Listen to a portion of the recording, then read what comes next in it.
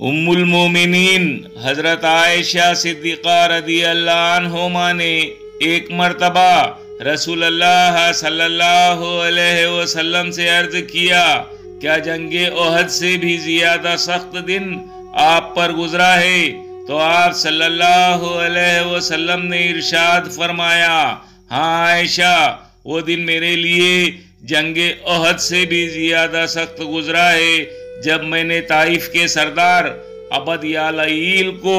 اسلام کی دعوت دی اور اس نے دعوت قبول نہ کی اور اہل طائف نے مجھ پر پتھر برسائے۔ میں اس رنج و الم میں سر جھکائے چلتا رہا یہاں تک کہ مقام کرن الشعالیم میں پہنچ کر میرے ہوش و حواس بجا ہوئے۔ وہاں پہنچ کر میں نے دیکھا کہ ایک بادل مجھ پر سایہ کیے ہوئے ہے۔ اس بادل میں سے حضرت جبرائیل نے مجھ سے کہا کہ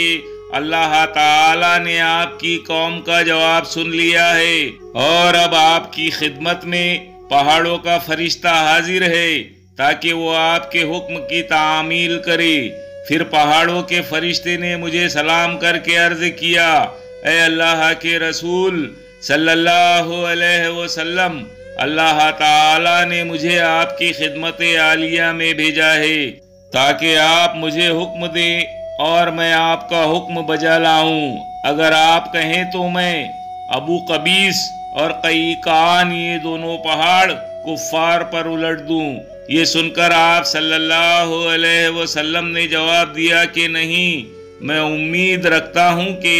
اللہ تعالی ان کی نسلوں سے ایسے بندوں کو پیدا فرمائے گا جو صرف اللہ تعالی کی عبادت کرے گی اور کسی کو اللہ تعالی کا شریک نہ ٹھہرائے گی۔